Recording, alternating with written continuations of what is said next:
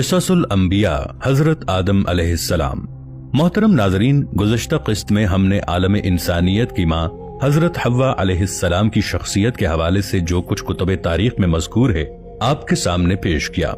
इस ज़ैल में हमने मशहूर रिवायती किस्से से हटकर इस्लामी दुनिया के 3 बड़े और जय्यद स्कॉलर्स यानी साहिब तफ़हीमुल कुरान सैयद अबुल आला मौदूदी रहमतुल्लाह अलैह, जनाब जावेद अहमद गामदी और मशहूर तुर्क स्कॉलर फतहुल्लाह गोलन का इस्तदलाल आपके सामने पेश किया था।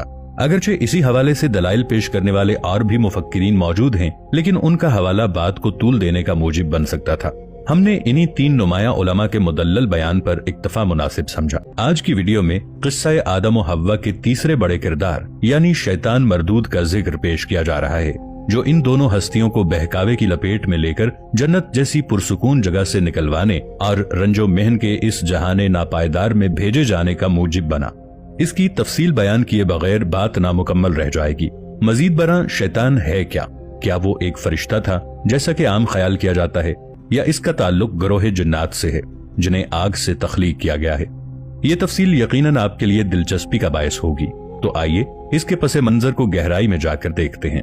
नाजरीन मोहतरम, अल्लामा जलालुद्दीन सुयूती रहमतुल्लाह अलैह ने अपनी मशहूर तफसीर दुर्र मंसूर में इब्लीस के आबिद व जाहिद होने से रांदाए दरगाह होने तक पूरी दास्तान दिलचस्प अंदाज में जिक्र की है।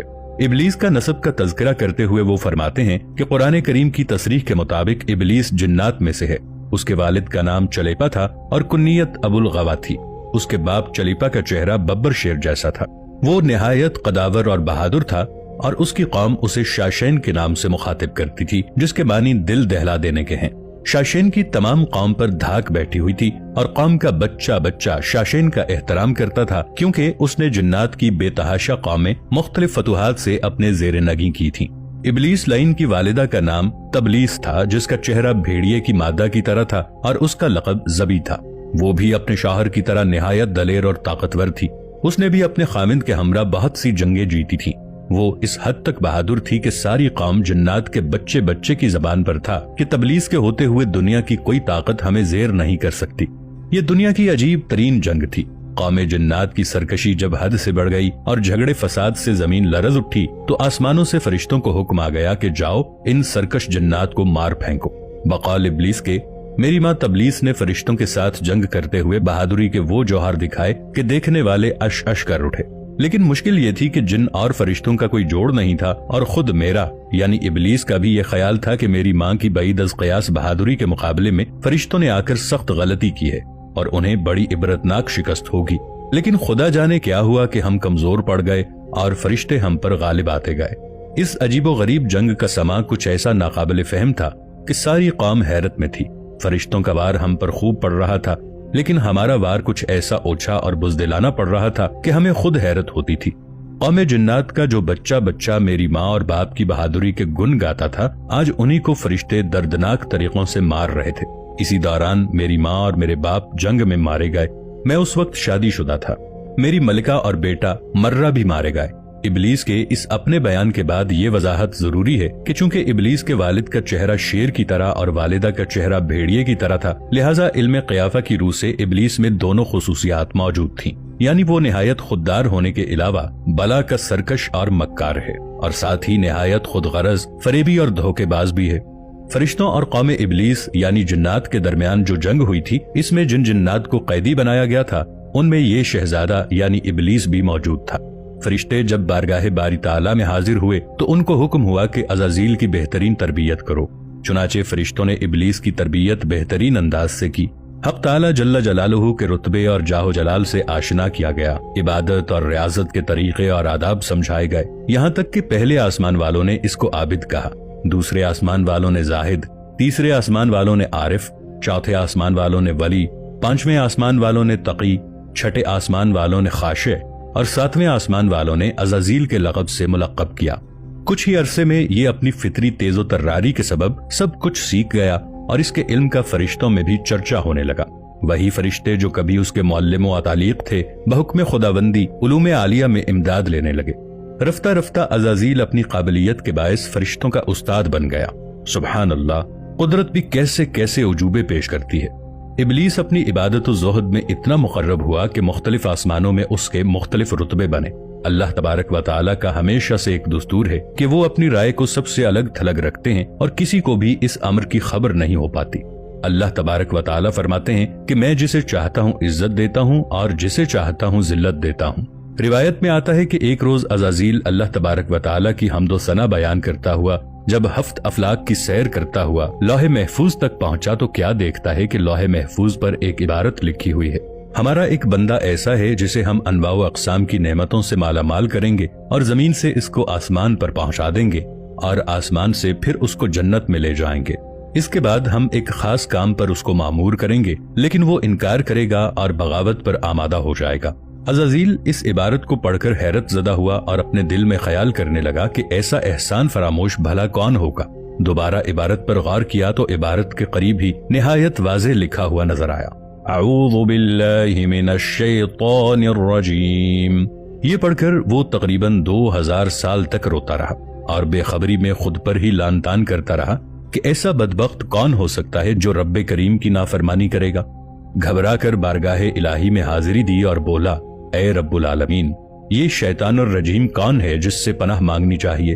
اللہ تبارک و تعالی نے فرمایا کہ ہمارا ایک بندہ ہے جو انواع و اقسام کی نعمتوں سے سرفراز کیا جائے گا لیکن ہمارے ایک حکم کو نہ ماننے کے باعث مردود بارگاہ ہو جائے گا۔ عزازیل نے عرض کی، بار الہ، میں اس ملعون کو دیکھنا چاہتا ہوں۔ اللہ تبارک و تعالی نے فرمایا، سوف ترا، یعنی تو جلد اسے دیکھے گا۔ عزازیل اسی سوچ بچار میں ہزارہ سال مبتلا تھا کہ اسے معلوم ہوا آدم علیہ السلام کا پتلا تیار کیا جا رہا ہے۔ اس پتلے کا سر مکہ معظمہ کی خاک، گردن بیت المقدس کی مٹی، سینہ عدن کی خاک سے اور پشت و شکم ہندوستان کی سرزمین کی مٹی سے، ہاتھ مشرق کی خاک اور پیر مغرب کی زمین سے فراہم کی جانے والی مٹی سے تیار ہوں گے اور باقی گوشت پوست وغیرہ تمام زمین کی مجموعی خاک سے بنیں گے۔ اس کے علاوہ اس میں آگ، پانی اور ہوا کو بھی شامل کیا جائے گا۔ مختلف جگہوں کی مٹی شامل کرنے کی حکمت یہ ہے کہ اس پتلے کی نسل مختلف شکلوں میں نمودار ہو سکے گی، اور عناصر کے شامل کرنے کی حکمت یہ ہے کہ اس کے اس پتلے کی نسل 4 طبائع کا امتزاج ہوگی، کیونکہ ہر 4 عناصر میں سے ایک عنصر دوسرے عنصر کی موجودگی میں قائم رہ ہی نہیں سکتا۔ مثلا آگ اور پانی یکجا نہیں رہ سکتے اور مٹی اور ہوا یکجا نہیں رہ سکتے، اور یہ قادر مطلق کا ہی کمال ہے جس نے ان 4 عناصر کو یکجا کر رکھا ہے۔ اور یہ جامع العجائب والغرائب پتلا صانع مطلق اپنے ہاتھ سے جیسا کہ اس کی شان کے لائق ہے بنائے گا۔ پھر جب پتلے کو تیار کر لیا گیا تو اسے زمین پر بھیج دیا گیا۔ عزازیل فوراً اس پتلے کو دیکھنے کے لیے زمین پر پہنچا تاکہ دیکھ سکے کہ اس کی اندرونی اور بیرونی ساخت کیسی ہے اور اس کے اندر کس قسم کا نظام رکھا گیا ہے۔ سب سے پہلے عزازیل نے پتلے کو ٹھونک بجا کر دیکھا تو اس سے ایک بڑی ہی عجیب و غریب آواز پیدا ہوئی۔ جب بیرونی مشاہدے کے بعد عزازیل کسی بھی حتمی نتیجے پر نہ پہنچ سکا تو اپنی مخصوص طاقتوں کے ذریعے پتلے کے اندر داخل ہو گیا تاکہ اس کا تفصیلی مشاہدہ کر سکے۔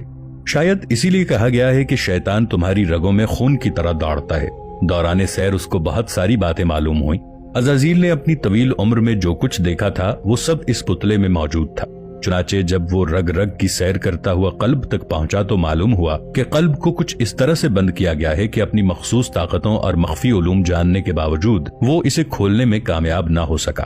رب تعالیٰ کا ارشاد ہے، میں کسی چیز میں نہیں سماتا لیکن مومن کا قلب ایسی جگہ ہے جہاں میں سما جاتا ہوں۔ عزازیل قلب کے اندرونی حالات معلوم نہ کر سکا کیونکہ خالق نے اسے سربہ مہر کر رکھا تھا۔